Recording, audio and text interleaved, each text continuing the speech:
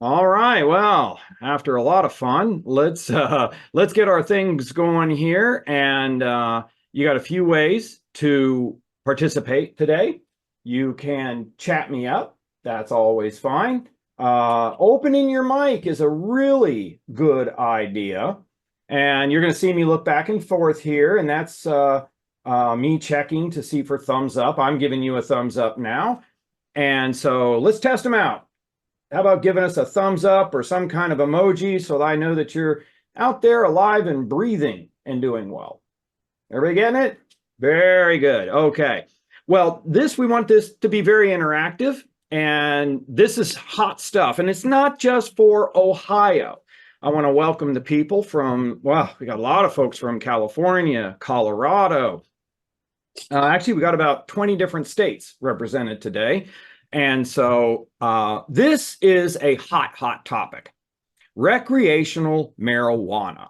All right, so let's just get to a few of the housekeeping duties here real quick. Oh, that's me. Hello. If you have questions on any of this or whatever, that's me. Give me a buzz, shoot me an email. That's always good. I've been getting a lot. I had my products on sale the first part of the year, the Supervisor Mastery Series, the Stop Bullying and Harassment, the Master HR Toolkit. Those are $100 off if you use the code 100 off. And I'm going to start a program, and I'm going to add it to the Stop Bullying and Harassment. It's going to be a 10-course program on inclusion. This inclusion is going to be for everyone. Now, let me say that again. It's not going to discriminate or bully against anyone. It's not going to say that Jews are like this, or Palestinians are like that, or white guys are like this. They're all guilty, or on and on and on and on. This is something that I'm going to add to the Stop Bullying and Harassment for free, because this is an important message. And I think the message that's getting out there today is rather destructive, and good HR people need to be concerned with that. And if you look at the main handout that I sent this morning, all of your SHRM and HRCI codes are right there. So that way they'll be sitting there for you whenever you want them. And I am posting today on my website for free a whole series of inclusion type of programs. The first one is going to be, is it better to be white or dead? The tragedy of Richard Biltzko. Okay, this is a guy who literally, and I'm not speaking figuratively, was bullied to death in Canada because he actually said he disagreed with the DEI presenter and said that he did not think that Canada was more racist than the United States. Yeah, okay, he had a different opinion. And so that's going to be posted today under the free resources Lunch and Learns. And so if you have any interest at all in people, if you have any interest at all in ending bullying, harassment, this is a must-see. It will make your teeth and fillings rattle that this is what is happening in the world today. And I can tell you, we need to do something about it. I have gotten nowhere with HR and DEI leadership. And so I'm coming to you, the people. In your organizations, make sure everyone is welcome. All right, so let's get off to the races. Now, for those of you who are in other states and you have recreational marijuana, which is 26 of you right now, 26 states have either, well, medicinal marijuana is kind of dying out. Almost everybody has recreational use now. Okay. Ours became effective, and notice the date there for the older historians, December 7th, 2023. All right, now that's just a hoot, isn't it? Okay, that we have Pearl Harbor Day, and that is recreational marijuana day. Okay, so you got to see the bit of irony in that. Okay, well, let's move ahead here. You got to be 21. Okay, you got to be 21 or older to possess marijuana and use it in Ohio, though the Ohio's General Assembly is still going to rewrite this a little bit. Now, what are they going to rewrite? Who gets the money? You just got to laugh at the politics of this. All the debate over usage and everything else is done. We're done with that. We've decided that. What are we deciding now? We're deciding who's going to get all of this cash. Now, let me also point out to you here that we do not have recreational dispensaries here in Ohio. Okay, why is that? Because a recreational dispensary costs a $160,000 license. Okay, so what's happening? Okay, all my friends in Colorado's a beautiful state. I have a lot of employees who are actually going to Colorado, and they're coming back with a suitcase full of gummy bears. Okay, little chocolates. Okay, so do stop and think before you pick up a gummy bear or a piece of chocolate in the lunchroom and decide to eat it. And Michigan has these. Okay, so let's see some thumbs up. Where are my Northern Ohio people? Anybody here from the northern part of Ohio or southern Michigan? There we go. Yes, absolutely. See, that's where the smugglers are. Okay, so actually, it's not really illegal smuggling, but it's a nice little trip up to Ann Arbor. Fill your suitcase with pot and bring it home. Okay, and there's all kinds of different uses of marijuana. So it is coming into the state. Now, let's look to see what the law says here in Ohio. And this is pretty much in line with most of you states out there. Okay, so let's just do a little poll here. How many folks that are listening right now, you do business in states other than Ohio? Get them. Oh, getting the hands up here. Okay, yeah, Senta's giving me yeses, getting a lot of chat. So some of you are chat people. Those of you who got your cameras on, you can always give me a thumbs up. My camera's not working, but you get that idea. Okay, now, so this is very common in most of these states because Ohio went and modeled its law after many of the other states. The exception to this is Colorado. Colorado is different. In Colorado, you cannot regulate what people do on their off hours. Okay, so those of you who are in Colorado, we've already been talking, we've got some things to deal with. The rest of you who want to prohibit the use of marijuana, thank God you're not in California or in Colorado. Okay, so what's our law say? Again, this mirrors a lot of you other states out there. You can set your own rules regarding marijuana use, including if you want to maintain a zero tolerance policy, that's okay. That is fine. And if you want to read the law itself, that's Ohio Revised Code 3780. It really doesn't do anything for you. Kind of dull, but this is basically what it says. Employers can continue to discipline, refuse to hire, or discharge employees for marijuana use, or for being under the influence of marijuana at work. Okay, now we're going to talk about this. The law doesn't require you to have this in policy. I recommend that you do, and I'm going to show you what you really should put in policy. All right, so think about it. If you want to keep doing what you've always been doing, you can. And I want you to keep in the back of your mind, is this going to hurt your chances of hiring people? Okay, so let's just freeze right here. How many people, if you did pre-employment pot testing and you didn't hire people who tested positive, would you lose a lot of candidates? Why, I just hear the pops going on here. Yeah, the thumbs are going up. Yep, well, yeah. We'd never hire anyone. Okay, we wouldn't have a workforce. Yeah, they'll look at all of the yeses here. You see, the law is not going to be the issue. Let me say that again. The law is not the issue. As with most things, it's not a legal issue. It's a human resource issue. It's an operational issue. So let me ask you, what type of testing do you want to do? Now, understand right here, and we're going to look into the details of this a little bit. Oh, no problem. Joe hires truck drivers. Yeah. Absolutely. So Joe's making a good point here that this might be legal in your state, but truck drivers are governed by the U.S. Department of Transportation. So Joe, for his truck drivers, commercial truck drivers, he's got to follow that. Okay. Mike is saying he doesn't have much of an issue with pre-employment testing. More power to you. That is fantastic. Okay.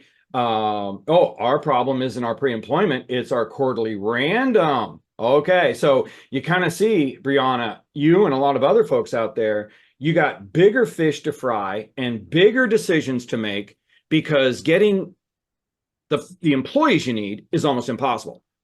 And we're going to talk a little bit about these cutoff levels, and this is what you want to talk to your trust testing agencies about.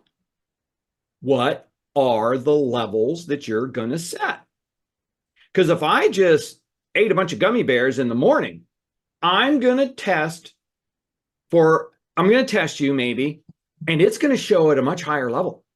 Whereas maybe if I'm just using a random test or a suspicion test, and you test at a certain cutoff level, you don't really know if they use that weekend or if they use that morning. And we can talk about that. So yeah, I'm seeing a lot of people reserve the right for reasonable suspicion. We don't do random, or we do random. Yeah, we're going to look at all those different tests here. Okay, so let's move down here. So you can continue to prohibit marijuana, use it part of your drug-free program. You can test applicants however you want. Again, the issue is not legal. It is more practical. And the same thing for firing somebody for just cause. That holds up under unemployment. Now, this is the little discussion that they have in there that they talk about that you can't accurately really determine if someone's under the influence or if it was like a look back window. Okay, so let me explain how drug testing differs from alcohol testing.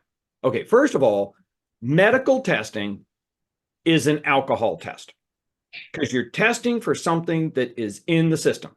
So we've all heard, hey, I can't do pre-employment drug testing.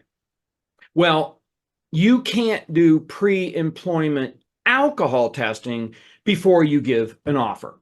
The offer has to be contingent on passing an alcohol test. You have to do it that way because an alcohol test is a medical test. A drug test for substance abuse, like drugs, is not a medical test. So it is not covered by the ADA. So if you want to test someone without a contingent offer on drugs, knock yourself out. It's not a medical test, so it's not covered by the ADA. It's a drug test, and those are different. Those are different. Okay, now think about it. We're going to look at the cutoff levels here in a few minutes by the Department of Health and Human Services, those are the cutoff levels I recommend that you use because Ohio's are way outdated, as are many states. The legislatures just haven't caught up yet. And let's say that you test at like 100 nanograms of marijuana in your system some particular day. Okay, well, you don't really know if they used that morning or over the weekend because it's high, but it's not all that high.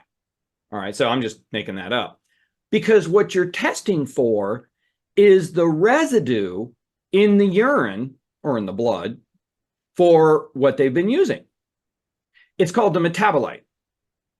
So you're not testing for active use like you are with alcohol. You drink a bunch of alcohol and then you go and take an alcohol test. It's active in your system. As soon as you burn off the alcohol, you test negative. That is not so with the drug test. That metabolite can hang around for days and weeks, depending on how much you've been using.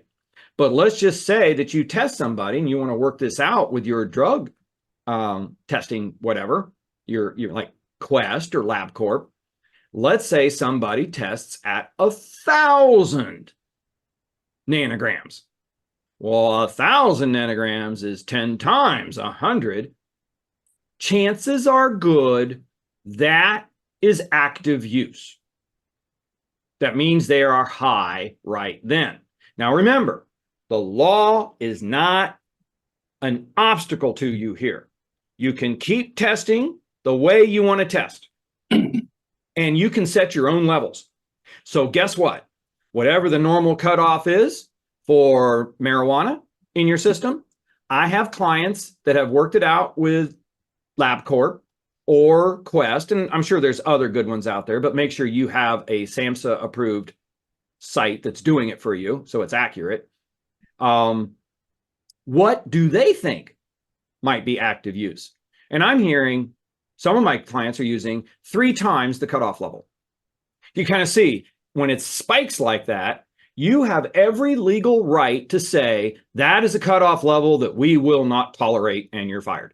And we'll talk more about that when we look at these different cutoffs. Okay. And here's an oldie but a goodie. This is a great case from Michigan. And this just tells you, and this is still good law, and this is true across the country, except for Colorado, and there's a couple other states out there where we can't monitor what you do on your off hours. Mr. Casillas, sad case, he had brain cancer. He had brain cancer. All right. And so his doctor prescribed marijuana. Well, there's a problem here in that Walmart said you can't use marijuana. But Michigan, which is part of the Sixth Circuit, which is Ohio, Kentucky, Tennessee, all right, they said that it's perfectly legal. Now you see the difference here. The law says it's legal. Walmart says we're not going to tolerate it. So Walmart is setting its own policy. This went all the way to the Sixth Circuit, and the Sixth Circuit came down and said, Walmart, the way the law is written is you have a right to choose what you're going to do with legal marijuana. And Mr. Casillas is not going to get arrested by the Michigan State Police or any local police, but he's not entitled to a job. So that is still good law. And this is where I see a lot of HR folks needing some direction here. Yes, you can do what you want to do legally, but you've got to come up with something that's going to work for you functionally to hire and retain people. You also have a legal right to set your cutoff limit wherever you want. I mean, meaning if you want to set the cutoff level higher than what the Department of Health and Human Services recommends, go right ahead. And what you're trying to do, you're trying to stop active use, because the last thing you want to do is have somebody injure somebody else or do something stupid, particularly if they are in a safety sensitive position, like they're an electrician, like they are driving a forklift. Okay, so you got some decisions to make. Make sense? All righty. So now, have you ever heard? Oh, okay. Have you ever heard the drugs that someone uses on their own time is none of the company's business? Would I do it on my own time? Okay.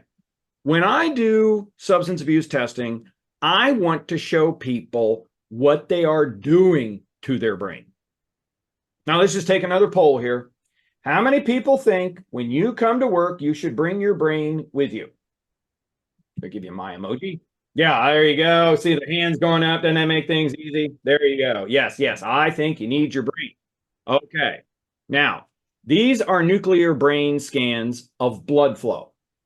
Yeah, for most people, I like these comments here. I'm getting a lot of really great comments, and I'm sorry I'm just not able to keep up with them all because you guys are really active. I love it. But you know, I can only move my head so fast, and you guys are coming up with some good stuff here. So I recommend you look into the chat comments here. They're good. Now, the guy on the left, okay, that we're looking down on the top of his brain. Okay, his forehead is at the bottom. The back of his head is at the top. Now, this is just shading. He's getting good blood flow. Blood flow is critical to being able to use your brain. I don't think that's a big shock to anybody. That is actually the problem with a stroke. Cuts off the blood supply to your brain. And if you cut off the blood supply to your brain, that part of the brain will not work and it might die. Now look at the one on the right. This is you. You all got healthy brains. You haven't, used your pot this morning, or heroin or cocaine, I certainly hope. You're laying down in the machine and you're looking up. They put you in the machine and we're looking through the underside of your brain. Forehead at the top, base at the bottom. We're looking through your chin. Is everybody with me? Look how nice and full that is. It's like a big puffy cloud. You're getting all kinds of great blood flow. It's wonderful. All right. This should get your attention. Okay, this should shock you. And I will tell you, some of the brain dead people that I've run into who are heavy pot users or something like this have no idea this is what they're doing to themselves. Okay, so here we go. This is an 18-year-old kid on the left. He has been using smoking pot. This is smoking pot for 3 years, 4 times a week. Look at his brain. Now, those aren't really holes. What that shows is that he's not getting any blood flow. And you see the top there, looks like the eyes, those 2 holes, those are your frontal lobes. Yeah, that is what you use to think. Those are your executive functions. All right. And see the kid on the right, 16-year-old. Okay. I swear these 2 kids probably are pizza delivery drivers. I don't know if you've ever seen these people drive down the street, but I'll tell you, look at the holes throughout his brain. He's only 16, but he's smoking pot every day. Now, if you get folks who are giving you a bunch of pushback about what I do on my own time, it's great. Hey, Sheila, absolutely. Sheila has given us a great comment. Dangerous if they drive. They will kill you. They will kill you. Now, and really, honestly, does anybody know, so either open your mic or chat me up, does anybody know what the absolute most dangerous thing you can do at work is?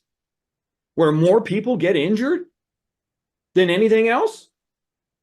Well, Sheila's giving you a big hint here. Driving a car. You're driving a 3, 4, 5,000 pound missile. Now, let me just let you think about this. And this will explain the DOT, because think what they're driving. If you are driving 50 miles an hour in a car, average car, say 4,000 pounds, all right, and you hit something, that has the impact of 9,000 pounds. 9,000 pounds. Okay, you're going to get squished. People will die. Joe is saying, oh, I saw the effects of this with friends as I was a teen.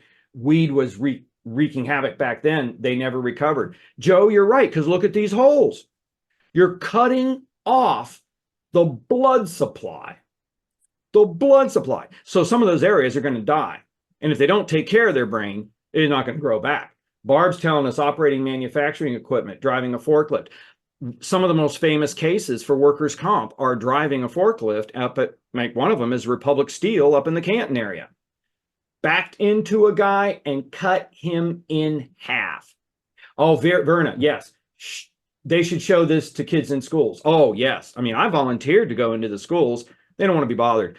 Too bad most of our schools are concerned more about their test scores than whether they come home alive. Okay. Oh, Bernadette, what a great segue. Thank you so much. I'm going to be actually in Port Clinton next week doing this program for drug and alcohol. What does alcohol do? Well, we're going to get there. So here we go. Look at this one. Okay. Here is a 38-year-old guy, 12 years of daily marijuana use. Look at that. You don't want this. You don't want this guy adding up figures for you. Okay. And look at the 28-year-old, 10 years of mostly just weekend use. Look at that. It looks like a dog toy. Okay. Now, have I gotten your attention? Anyone who says what I do on my own time is none of your business is already brain damaged. That is absolutely ridiculously stupid. And I will tell you right now, I have had more people go into rehab to stop using drugs and alcohol when I show them these pictures. Oh, this will get your people's attention. And yes, I'm going to post this on the website for free so you show your kids these scans. Okay? Now, okay, we get into the big stuff here. There we go. Heroin. Heroin. Oh, is heroin big in the country right now? Does anybody have an opinion on heroin? Not that you have any recommendations for the best dealers. Oh, Jesse's giving me yes. I'm getting lots of thumbs up. Oh my God. In the last 5 years, too much from Camellia. I have had people OD in the bathrooms. The number of syringes that we find in the bathrooms are horrendous. This is heavy stuff. And honestly, I'm from the age when I think of heroin, man, I am thinking, oh my God, Jimi Hendrix, Janis Joplin, on and on and on. Oh, yeah, it's bad in Florida, South Carolina. I actually have clients in about 24 states. It is absolutely killing us. Okay. And yeah, heroin is big. Statement just makes it, I'm just moving ahead here. So, okay. All right. More use methadone. All right. It does the same thing with alcohol. Now there's cocaine. Why do you think why do you think drugs and alcohol make you feel that way? Because it's killing off your brain. Oh yeah, and don't even get me started on fentanyl. Oh, that'll kill you right now. Okay, but yeah, back to the alcohol. Alcohol does the same thing that pot does. No difference at all. Okay, there, that'll get your attention. Look at those brain scans. Oh my God, it's horrifying. I'll tell you, if anybody was drinking more than they should, boy, this will get your attention. That is a brain, and I'll tell you, this brain right there, that is the same type of blood flow pattern that we see with schizophrenia. Okay, you lose the blood supply in your temporal lobes, top of your brain and to the sides, you start to hear voices. Your brain talks to you. And it probably should be saying, stop doing this. What are you, stupid? You're killing me. I'll tell you, show these to your people. Honestly, it's funny, since this marijuana stuff has really taken off, I've actually done 6 of these live sessions to talk about marijuana, drug use, what it does to you, on and on and on. And there's your alcohol. Look at there. Pick your favorite drug. This is what it's going to do to you. Now, I'm not saying that alcohol is going to be bad. Okay, a little bit of alcohol, sure. Oh, Joe's hitting home runs here today. Pleasure centers are so hyped up, just burning through everything. And some of these drugs actually heighten your dopamine levels so high that you're always trying to top it, and you never will. And it will kill you. Is this damage reversible? Yes, absolutely. I've got clients that have had brain scans like this. I've sent people to go get brain scans, about 45, 46 of them. All these people thought they were normal. I knew they weren't. Now, some of these were alcoholics and things like this, but most of them were not. They had other issues. And so if you go to free resources, go to Lunch and Learns, and go down to the healing and repairing the human brain. That's what my last book was about. You will see all kinds of videos on how to repair the brain. My brain was terribly damaged. And today, in 2008 is when I had it scanned, it was ravaged with PTSD. Today, it's like 85% cured. My son with Asperger's autism, we had his brain scanned in 2006, 2008, terribly damaged. Today, as of 2020, it's about 75% repaired.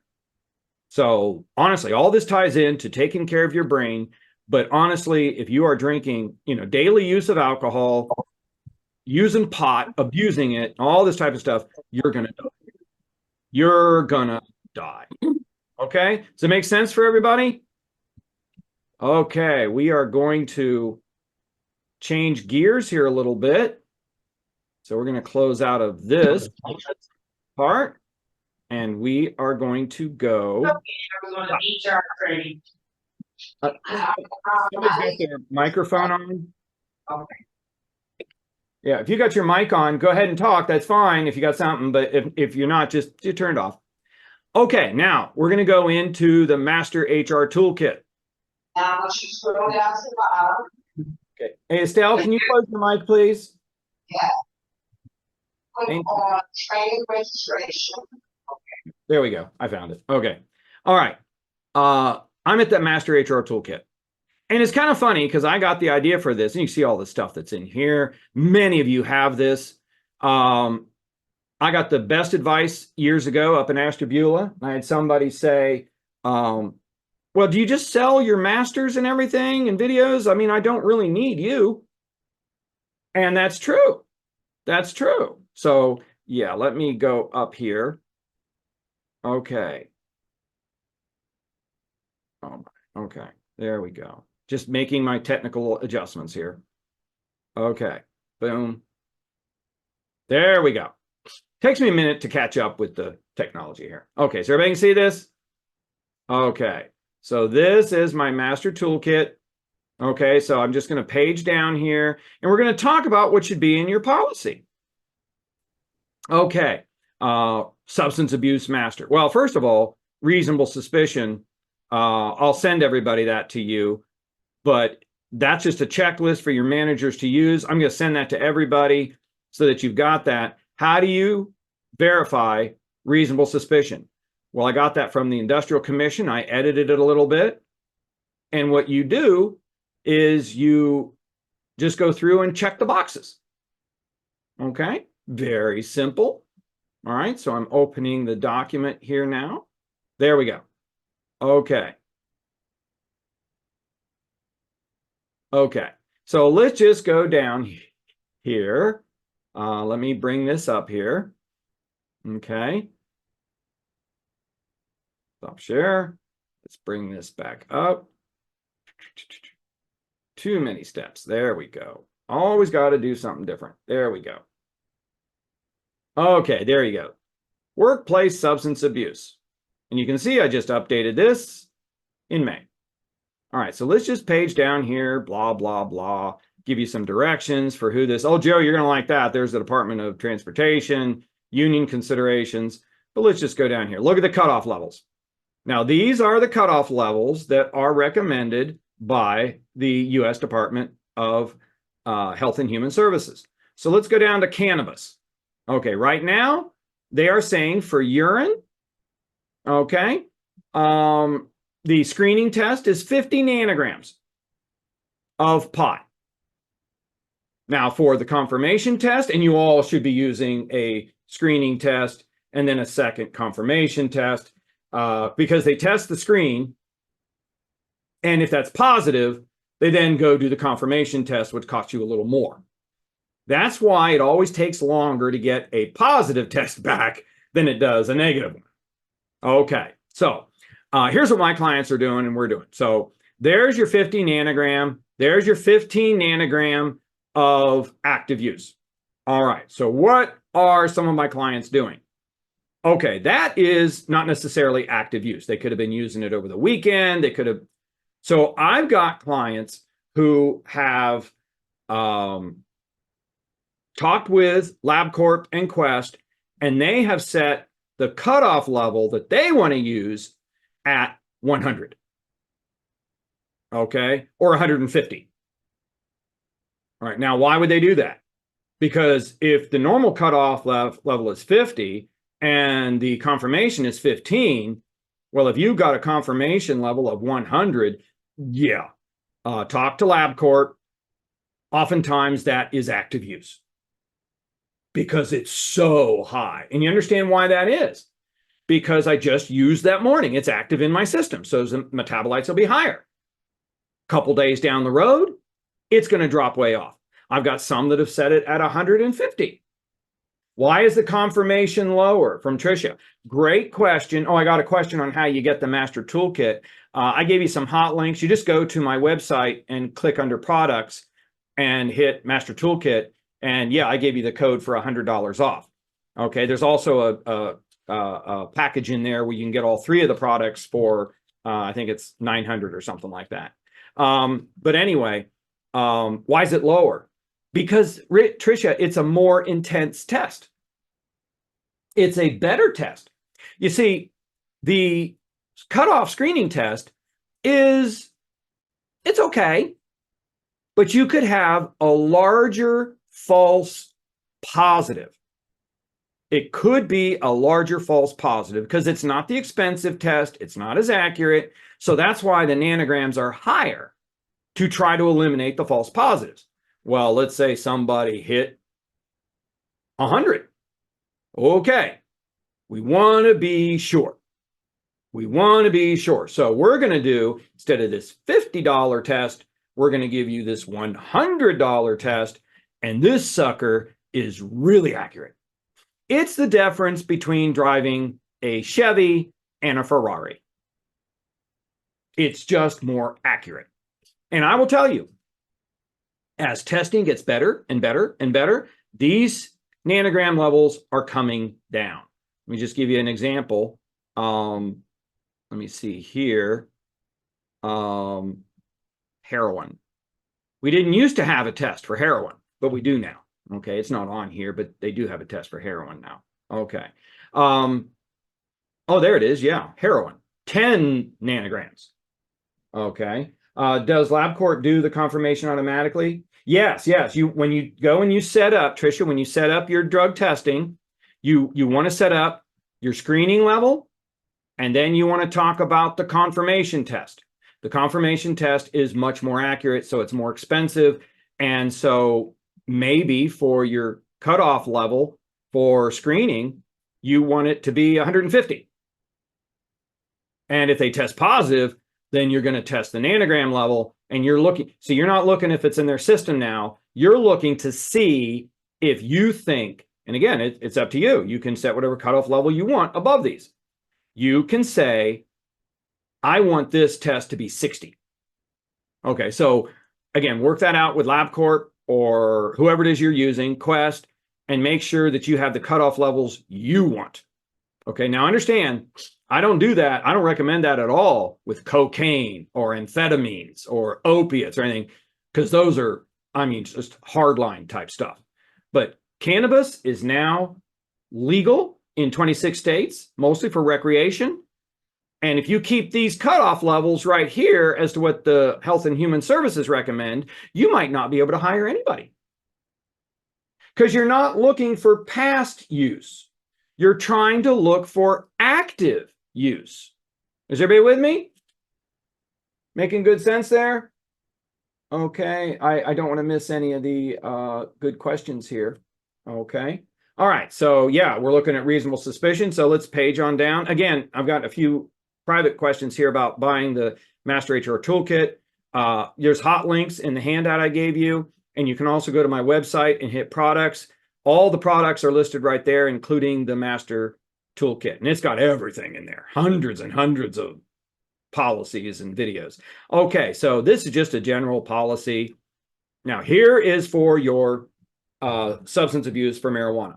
Okay, now I've given you choices here.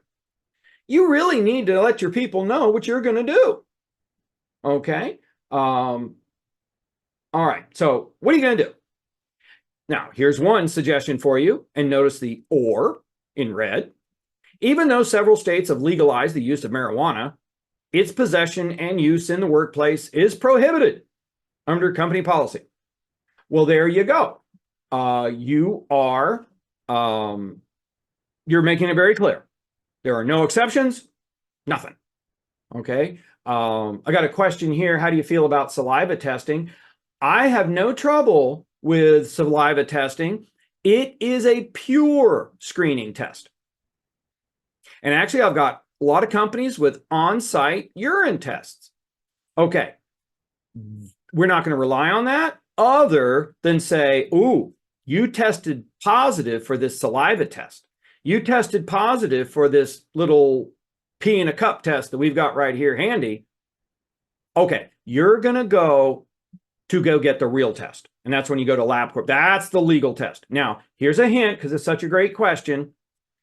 Someone for reasonable suspicion, which would be they look funny, their eyes look funny, they tested positive on a spit test, on a saliva test, They tested positive for the little pee in a cup test, which is like $5 or $10. Don't let them drive to the testing facility, because the smartest thing they could do is drive their car into a tree.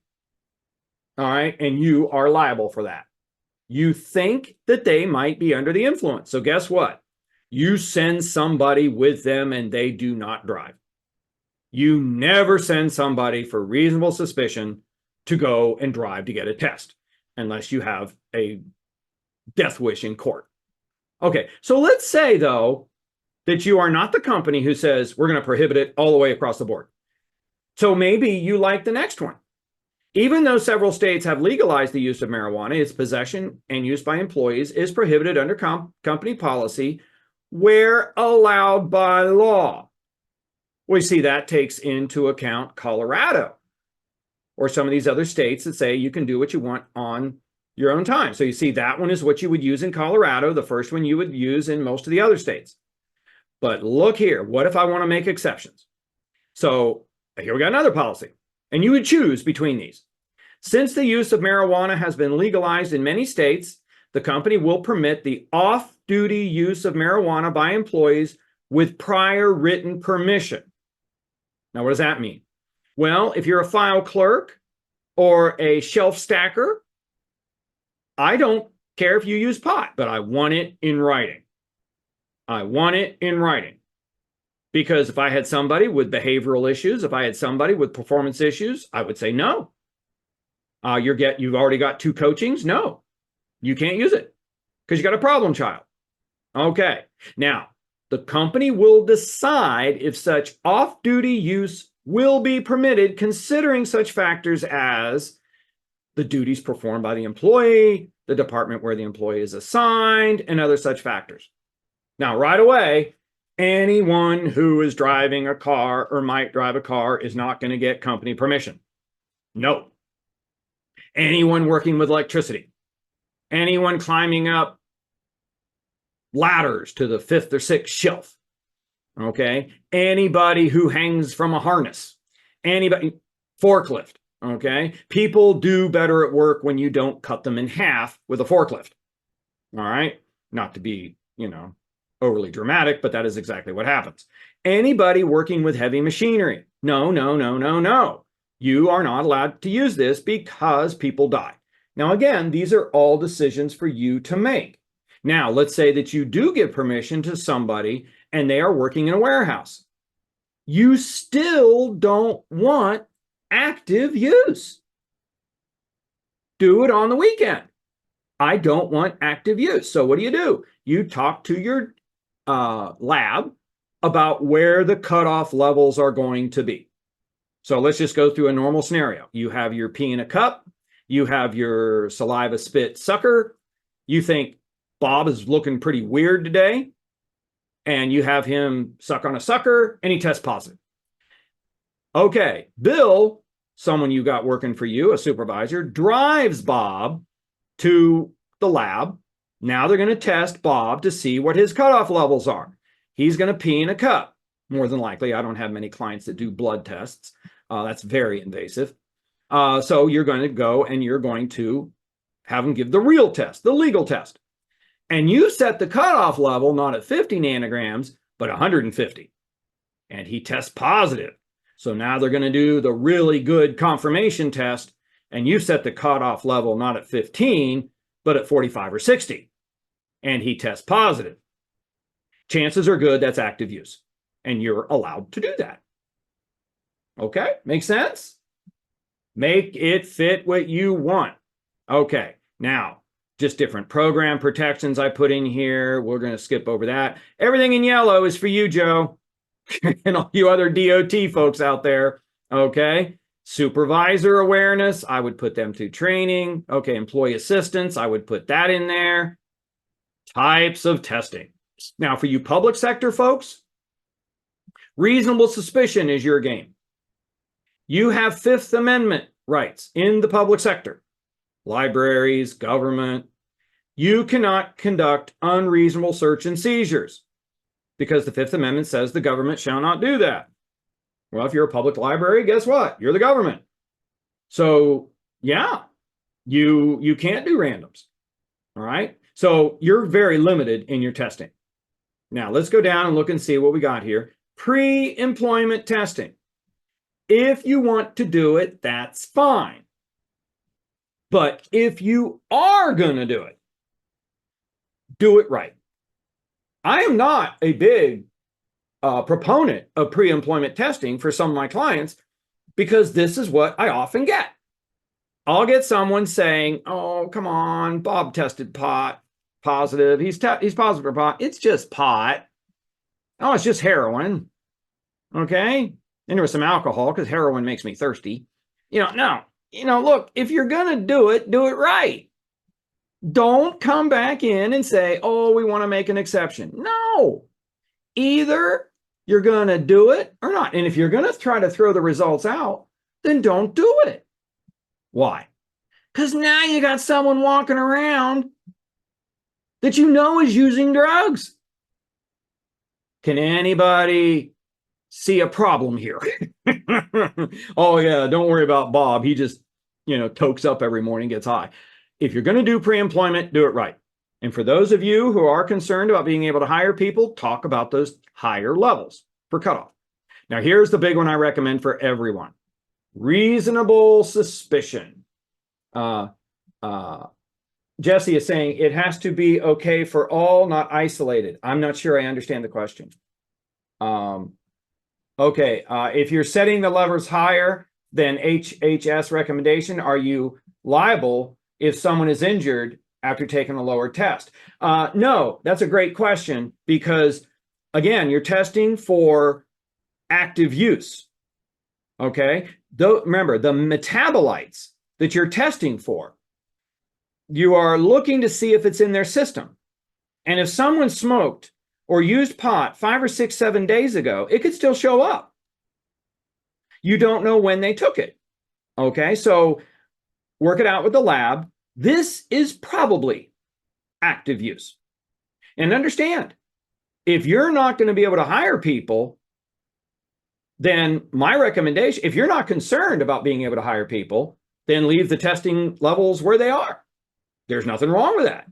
But for those of you who I know right now in certain parts of Ohio, Kentucky, Tennessee, Michigan, Pennsylvania, oh my gosh, Alabama, Mississippi, I mean, most of the states I'm in, you won't have people working for you. So you can adjust those levels. And remember, it's not like an alcohol test. Just because you test positive for marijuana doesn't mean it's active use. It doesn't mean you're under the influence. With alcohol, it does. So you got to understand the difference between those two. Now, here's reasonable suspicion, and this is the checklist I'm going to give you. This is right from Ohio law, which is good in most states. What is reasonable suspicion? You look funny. You look funny. Something is wrong with you today. Now, it's not absolute suspicion. It's reasonable suspicion. It could be your allergies, right? It could be that you just broke up with your boyfriend or your girlfriend. It could be that God knows what, okay? That maybe you have, sniffed pepper in the morning. I don't know. I've never seen a CEO, CFO, COO who didn't want to test somebody who looked funny. All right? I'll tell you, I've had electricians come in and they looked high. And I talked to one guy, Mike. He was high as a kite. And he said, "Yeah, I forgot to take my Vicodin early this morning for my back, and I took it just before I came into work." You're not coming to work because we don't like it when our employees get electrocuted. So we drove him home. So what is reasonable suspicion? And you will see this is big enough to drive a truck through. Any direct observation of any type of physical symptoms, slurred speech, dilated pupils, odor of alcohol, mood swings. Well, that's most people. A pattern of abnormal conduct, erratic or arrogant behavior, absenteeism, excessive tardiness, reoccurring accidents. You've been arrested for a drug offense. Well, that's a good reason. Yeah. Someone reports the use of alcohol or controlled substances. Yeah. I mean, if somebody reports, "Hey, I saw Bob sniffing Coke or chewing up gummy bears in the bathroom," Do you want to look into it? Yes. Because if something does happen and you didn't look into it, yeah, now there's your liability. Repeated or flagrant violations of work rules, involvement in a near accident, all right, investigation into an accident, maybe some other type of newly discovered evidence that you tampered with it, sudden change in work performance. Okay, you see all your problem people fitting into this? This is a ridiculously big loophole. Okay, this definition is very broad. Why? Because most of the politicians who pass these laws are not using drugs. They're usually old, like me, and they want you to be able to do what you want to do. Okay, so honestly, you could test just about anybody you want, and somebody could say, oh, no, these are my allergies. I'm not using drugs. And I would say, okay, that's great. We'll know in 20 minutes. And what I really like to do, I like to use those on-site tests just for a quick screening. The suckers, the saliva test, the pee in a cup. If they test positive, then they go to the facility for the real test. Okay, everybody with me? Okay, well, let's go down here. Post-accident. Now, let me tell you right now, this is post-accident with reasonable suspicion. Pure post-accident tests are illegal. Let me say that again. Post-accident, somebody's in an accident, you automatically send them to go get tested. That's illegal. And that's been illegal since December 1st of 2016, one of the last things that Obama did before he left office. Okay, so what do you have to have? You got to have post-accident with reasonable suspicion. Okay, so here's the scenario. Let's say that you and I are driving down the street. I'm driving, you're the passenger. I'm in an accident. Well, you've got every reason in the world to test me because I was in an accident. My fault or not, you got a reason to test me. But there's no reason to test you. And OSHA said at the time that people are not going to report their accidents if they're just in a simple accident. So it's illegal now. It's an OSHA violation. And those fines can be pretty big.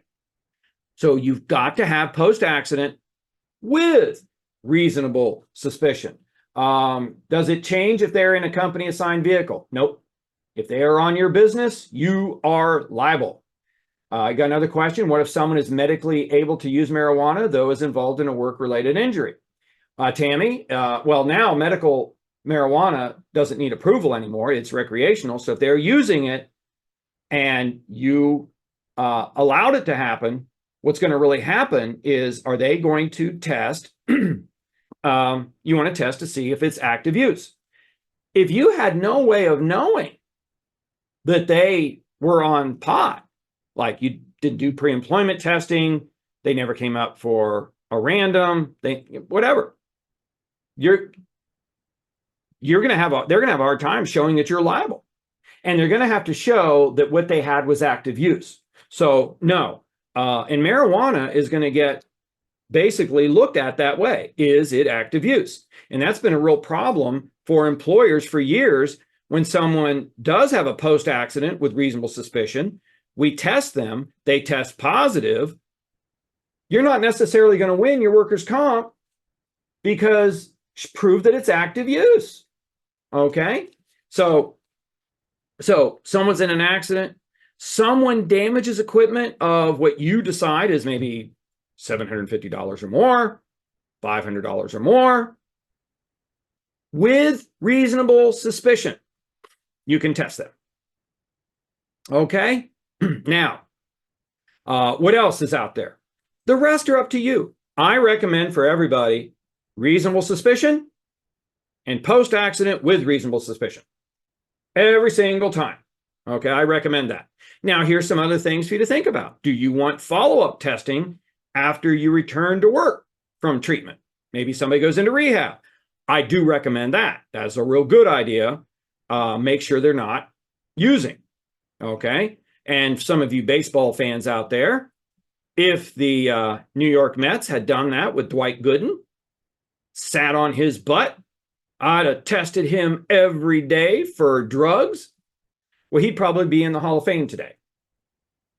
You don't do anybody favors, okay, by letting them slide on this type of stuff. Random, I'm not a fan of random. And only you private sector people can do that. Why? What's wrong with random? Be careful who you catch. You might catch somebody you don't want to catch. If you're going to do random, do it right. Do it right. And of course, you U.S. Department of Transportation people, you have to do random. Okay. You might want to when somebody transfers into a safety sensitive position, test them. You might want to do annual or biannual testing. Okay. Safety sensitive position, like electricians, things like this, truck drivers or forklift drivers. Yeah. See, you got all kinds of choices, and there's more DOT stuff for you. Some of you are running into customer required substance abuse testing. Some of you go on site and work for your clients. Some of your clients are requiring testing. Well, put that in your policy that you might have to comply, and maybe other type of testing. Okay. What else is a good idea? Use of legal drugs like Vicodin. Okay. If I've got somebody taking Vicodin or something like that, first and foremost, they cannot be in a safety sensitive position. They can't kill themselves or somebody else. All right. That's the first thing. Second, I want something from the doctor that says that they, and this is right from the ADA, that they can perform the job as well as the average person in the general population. Well, no doctor is going to say that with Vicodin. Now, I have had doctors say if they take this pill 12 hours before they come to work, they can. But I want something that says what they can and can't do, and I want that doctor to know that this is a safety-sensitive position. Okay? Just because someone takes a legal drug doesn't mean that they can operate a forklift. Your body does not recognize the difference between a Vicodin that you took from a pharmacy or you got from the corner of 5th and Main. Tampering with a specimen is always automatically a termination. And just food for thought, you can't come into work smelling like alcohol. Yes, you might be sober, but good Lord in heaven, isn't that a great thing to go through the workday with? All right. No, you can't smell like alcohol. Well, can I send them for testing? Why do you need to send them for testing? They smell like alcohol. And honestly, I've had some hardcore alcoholics. One of them was a dental assistant. Now picture this. You're in the dentist chair, and this person is poking at your teeth with all of these instruments that were clearly developed by Nazis. Oh my God. Now she smells like whiskey. This is bad for business. And it's funny because the dentist sent her for testing. She tested negative. She had had so much alcohol throughout her system that she was now sober, but it was still oozing out her pores. No, you cannot do this, okay? You cannot do that, okay? Well, that's a real quick look at drug testing. I hope it gives you a real good idea of what you are dealing with and all the choices that you've got these days. All right, and you have a lot. I missed a lot of the chat here because you had so many good questions to ask.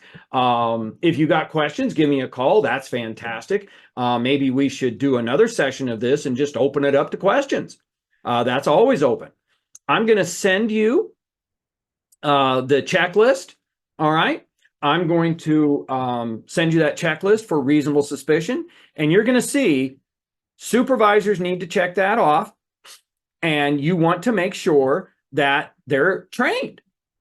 Okay, it gives you a lot better foundation for reasonable suspicion. Train them in this stuff. And I will tell you, these days with drugs and alcohol that are so rampant, train your people. It's not just a legal type of thing, but it is good for employee relations, and it shows them this is where we are with this. And I got clients all across the board And I'll tell you, my clients in the medical field, there's zero tolerance for this type of use. Zero tolerance. And we have to address the issue. Well, it's legal. Well, that's right. It's legal. But this is what it does to your brain. Don't do that. And second, this is a place that has the right to decide who it's going to let use drugs. And if you're a surgical nurse, you probably shouldn't be taking pot of any kind. All right. Okay. So those of you who did miss this or had to leave early or something, I'm going to get this posted on the website. It's going to be under the free lunch and learns. Okay. And so later this month, I'm going to schedule another one of these, and we're going to look at all of the issues with wage and hours, new regulations on the new minimum salary, because minimum salary is going up about $20,000. So that's going to make a big difference to you. Okay. If you have salaried people, that's going to impact a lot of my nonprofits. And so we're going to look at that, and maybe we'll do this one again, in which we will just answer questions. That's probably a good way, but honestly, you're going to have to come with your mic open, because that just makes it so much easier. And you can always call me. That's always fine. If you want to give me a buzz, I'm easy to reach, scottwarwick.com.